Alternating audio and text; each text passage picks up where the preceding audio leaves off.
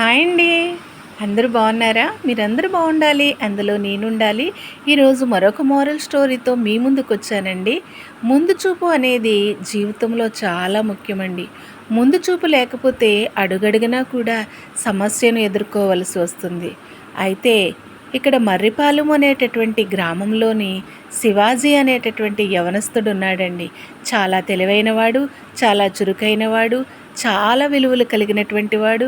పెద్దల్ని ఏ విధంగా గౌరవించాలి, ఎంత సంస్కారవంతంగా ఈ లోకంలో జీవించాలి అనేటటువంటి అన్ని పద్ధతులు కూడా తెలిసినటువంటి మంచి యవనస్తుడండి. ఆ ఊరిలో అందరూ కూడా శివాజీని చాలా మెచ్చుకుంటారు. మంచి మేధావి అంటారు, కొంతమంది చాలా తెలివైనవాడు అంటారు, మరికొంతమంది పిచ్చోడు అంటారు, కొంతమంది చాలా చాదస్తుడు అంటారు. కానీ ఏది ఏమైనప్పటికీ కూడా అన్ని విలువలు కలిగి ఉన్నటువంటి గొప్ప మనస్తత్వం కలిగినటువంటి వాడు శివాజీ.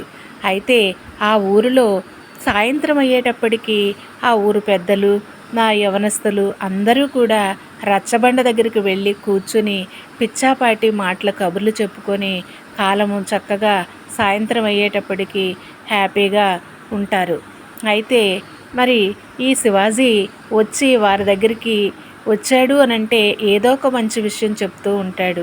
వేప చెట్లు మరి ప్రతి ఒక్క ఇంటి దగ్గర కూడా ఎందుకు నాటుతారో తెలుసా అని అక్కడున్న వాళ్ళని అడుగుతాడు. ఎందుకు నాటుతారో చెప్పవయ్యా అని అంటే, వేప చెట్టులోని ఆయుర్వేద గుణాలు ఉన్నాయి కాబట్టి ప్రతి ఇంటి ముందు కూడా వేప చెట్టు నాటడం చాలా మంచిది.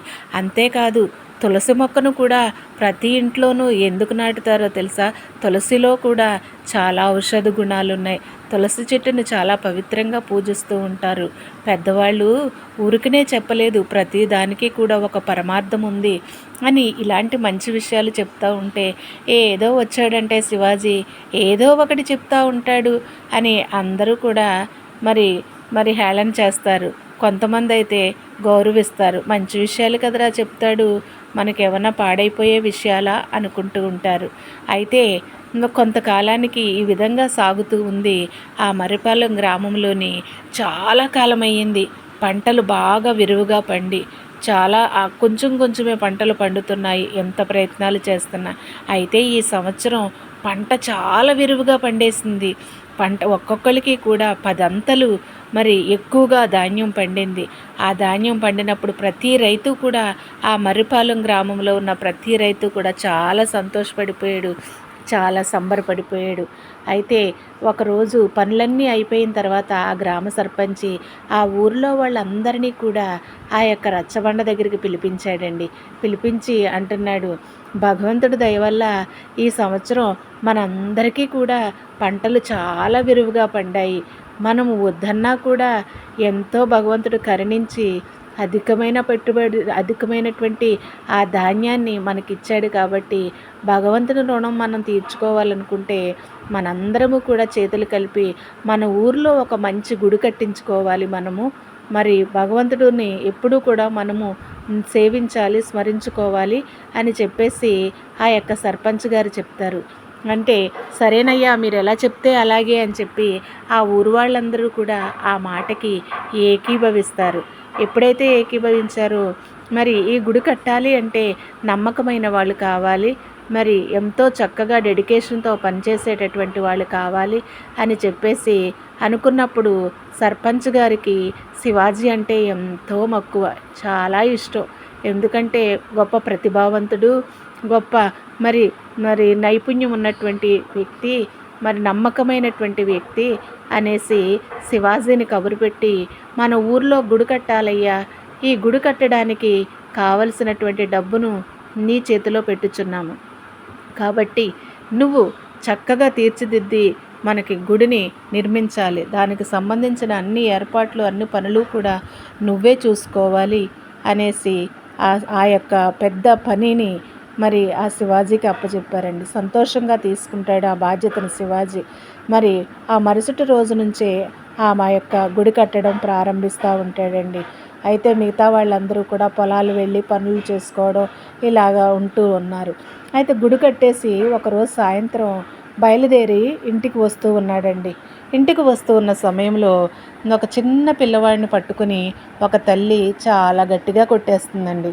కొట్టేస్తుంటే శివాజీ చాలాసేపు నుంచొని చూసి, ఏంటి తల్లి అంత గట్టిగా కొడుతుంది ఆ యొక్క చిన్న పిల్లవాడిని అని చెప్పేసి, అమ్మా అమ్మా ఆగు ఆగు, ఎందుకు అంతలా కొడుతున్నావు, వాడేం చేశాడని అనేసి ఆ తల్లి దగ్గరికి వెళ్ళంటే, ఏం చేశాడంటావేంటి బాబు, వీడు చేసిన పని ఇంత అంతా, వీడు చేత్తో ఉప్పు తీసి ఎదురింటి ఆవిడ అడిగితే ఇచ్చాడు.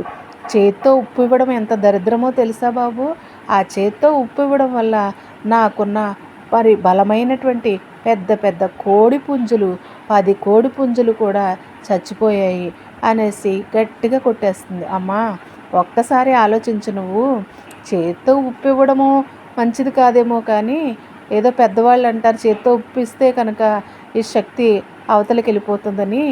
అయితే నీ కోళ్ళు ఎందుకు చచ్చిపోయినాయో ఒక్కసారి ఆలోచించి, ఏ పాము కుట్టిందో ఏ పురుగు కుట్టిందో ఆలోచించాలి. కానీ ఇప్పుడు నీ కొడుకుని చావబాదడం వల్ల ఆ కోళ్ళు తిరిగి వస్తాయా? ఇలాంటి మూఢనమ్మకాలు వద్దమ్మా, మంచిది కాదు చేత్తో ఇవ్వడము అంటే ఓకే, అంతేకాని ఉప్పు ఇవ్వడం వల్లే ఆ కోళ్ళు చచ్చిపోయినాయి అని అంటే అది తప్పు మరి అని ఆలోచించమని ఆ తల్లికి చెప్పి మరి అక్కడి నుంచి ఆ పిల్లవాడిని కొట్టడం ఆపి ముందుకు వెళ్ళిపోతాడండి. ఆ తల్లి ఆలోచించినప్పుడు ఆ యొక్క మరి ఆ కోడుల పెట్టెలోనికి ఒక తాసుపాము వచ్చి ఆ యొక్క ఆ కోళ్ళన్నిటిని కూడా కరిసేయడం వల్ల ఆ కోళ్ళు చచ్చిపోయినాయి అంట.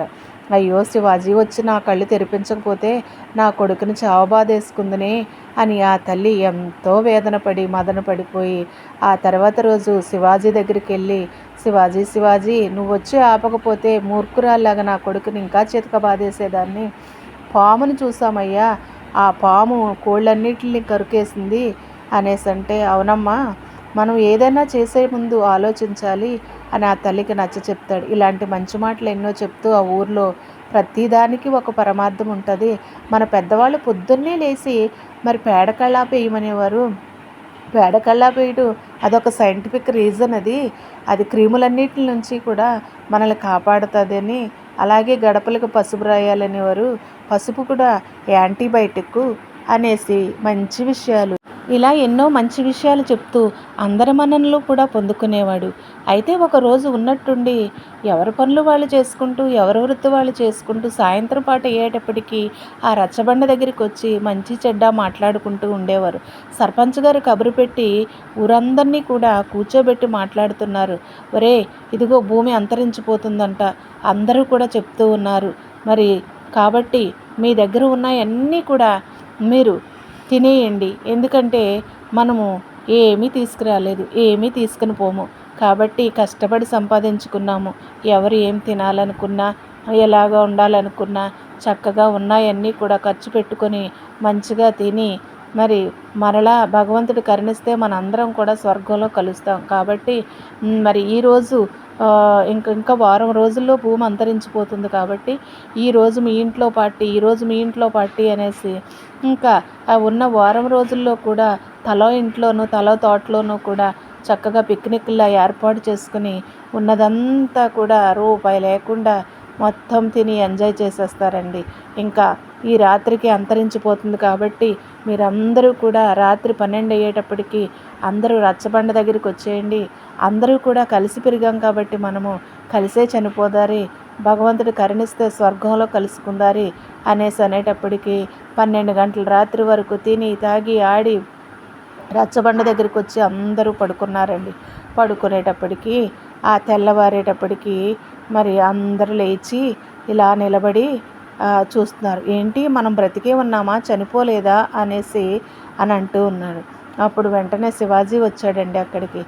అయ్యా సర్పంచ్ గారు, 2-3 సార్లు నేను మీ దగ్గరికి వచ్చి భూమి అంతరించిపోవడం ఏంటండి, ఎవరో ఏదో అంటే మీరు కూడా నమ్మి మీరు అందరినీ కూడా ప్రోత్సహిస్తున్నారు, అది నమ్మకం కాదండి, అది తప్పండి అని చెప్పినా కూడా మీరు నమ్మలేదు, భూమి ఎందుకు అంతరించిపోతుందండి అని చెప్పి శివాజీ అంటే, అవునయ్యా నీ మాటలు నమ్మలేదు, నువ్వెంతో మేధావి అని అంటూ ఉంటాను, కానీ నీ మాట కూడా నేను కొట్టుపడేశాను, ఇప్పుడు ఎలా బ్రతకాలి శివాజీ, ఉన్న ప్రతి రూపాయి ఉన్న బియ్యం గింజతో సహా తిని తాగేసి మేము ఎంజాయ్ చేసేసాము, బ్రతకడానికి ఒక రూపాయి కూడా లేదు మా దగ్గర అని అంటే, మీరేమీ కూడా కంగారు పడొద్దు, చింతించొద్దు.